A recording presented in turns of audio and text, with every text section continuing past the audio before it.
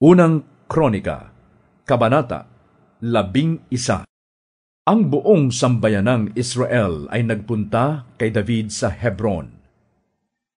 "Kami ay dugo ng iyong dugo at laman ng iyong laman," sabi nila.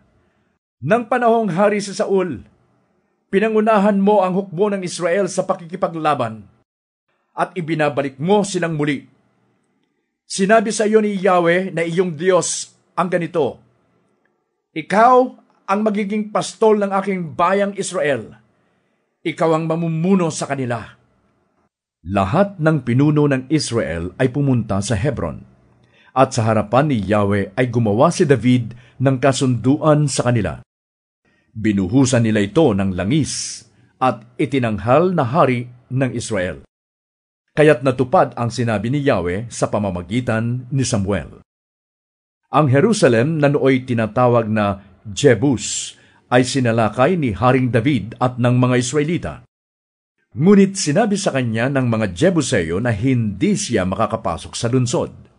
Gayunman, pumasok din si David at nakuha nito ang kampo ng Zion, kaya't kilala ngayon ang lugar na iyon na Lunsod ni David. Bago nila pinasok ito, sinabi ni David, "Ang unang makapatay ng isang Jebuseo ay gagawin kong pinuno." Ang unang nangahas umakyat sa kampo ay si Joab na anak ni Zeruias, kaya siya ang ginawang pinakamataas na pinuno ng hukbo. Doon tumira si David sa kampo, kaya tinawag ang lugar na iyon na Lunsod ni David. Pinalawak niya ang lunsod sa palibot nito mula sa Milo, samantalang itinayong muli ni Joab ang ibang bahagi ng lunsod. Lalong tumatag ang paghahari ni David, sapagkat pinapatnubayan siya ni Yahweh, ang makapangyarihan sa lahat. Ito naman ang mga pinuno ng mga magigiting na tauhan ni David, na sa tulong ng buong Israel ay nagpalakas at nagpatatag ng kanyang kaharian sa pangako ni Yahweh. Una sa lahat ay si Jasobeam, isang Hakmonita. Siya ang pinuno ng pangkat na 3. Kahit nag-iisa, nakapatay siya ng 300 kaaway sa pamamagitan lamang ng kanyang sibat. Ang pangalawa ay si Eleazar, isa sa tinaguriang 3. Siya'y anak ni Dodo na isang Ahohita. Si Eleazar ang kasama ni David sa Pasdamim nang mapalaban sila sa mga Filisteo sa isang bukid ng Sebada. Natakot noon ang mga Israelita at sila'y tumakas.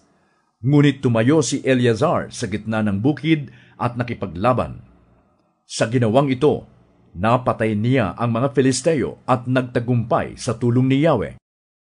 Minsan, nang ang mga Filisteo'y nagkakampo sa kapatagan ng higante, 3 sa 30 mga pinuno ng Israel ang bumaba sa kampo ni David, malapit sa yungib ng Adulam. Nooy nasa isang kuta si David. Nasakop naman ng isang pangkat ng mga Filisteo ang Bethlehem. Minsay, buong pananabik na nasabi ni David, "May magbigay sana ng tubig sa akin mula sa balon, sa tabi ng pintuang papasok sa Bethlehem."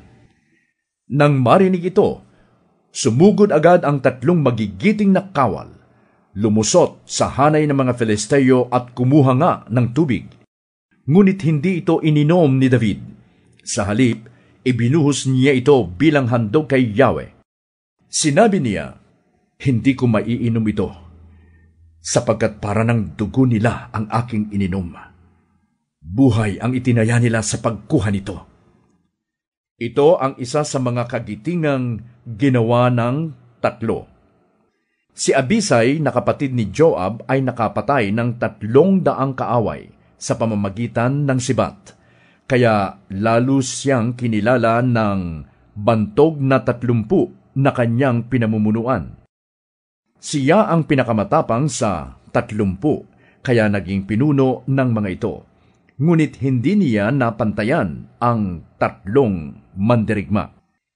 Kabilang din sa mga kinilalang kawal si Binayas na anak ni Joyadang taga-Kabziel. Siya naman ang pumatay sa 2 mandirigma sa Moab, at lumusong sa balon minsang taglamig at pumatay sa leyong naroon. Siya rin ang pumatay sa higanting Ehipsyo na 2.5 metro ang taas at may armas na isang sibat na ang hawakan ay napakalaki. Sinagupa niya ito na ang hawak lamang niya ay batuta, ngunit naagaw niya ang sibat. Ito na rin ang ginamit niya sa pagpatay sa higante. Dahil sa mga ginawang ito, siya'y nakilala rin tulad ng 3. Nangunguna siya sa 30, ngunit hindi rin niya nahigitan ang kagitingan ng 3. Siya ang ginawa ni David na pinuno ng kanyang mga bantay. Ito pa ang ilan sa mga magigiting na kawal ni David. Asahel, kapatid ni Joab. Elhanan, anak ni Dodo na mula sa Bethlehem. Samot na taga Harod. Helez na taga Pelet. Ira, anak ni Ikes na taga Tekoa. Abiezer na taga Anatot. Sibekai na taga Husa. Ilai na taga Aho. Maharay na taga Netofa. Heled, anak ni Baana na taga Netofa rin. Itay, anak ni Ribay na taga Gibeya sa Benjamin. Benayas na taga Piraton. Huray na mula sa kapatagan ng Gaas. Abiel na taga Arba. Asmavet na taga Bahurim. Eliaba na taga Saalbon. Hasem na taga Gizon. Jonathan, anak ni Sage na taga Arar. Ahiyam, anak ni Sakar na taga Arar din.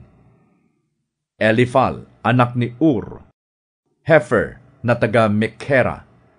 Ahias na taga Pelon. Hezro na taga Carmel. Naaray, anak ni Ezbai. Joel, kapatid ni Nathan. Mibhar, anak ni Hagri. Zelek na taga Amon. Naaray na taga Berot, tagadala ng sandata ni Joab. Ira at Gareb na taga Jatir. Urias na Hiteo. Zabad, anak ni Alay. Adina, anak ni Siza na isang pinuno sa angkan ni Ruben at may sariling pangkat ng 30 tao. Hanan, anak ni Maaka. Josaphat na taga Mitan. Uzzias na taga Asterot. Sama at Jail, mga anak ni Hotam na taga Arwer. Jediael at Joha, mga anak ni Simri na taga Tiz. Eliel na taga Mahava. Jeribai at Josavia, mga anak ni Elnaam. Itma na taga Moab. Eliel, Obed at Jasael na mga taga Zoba.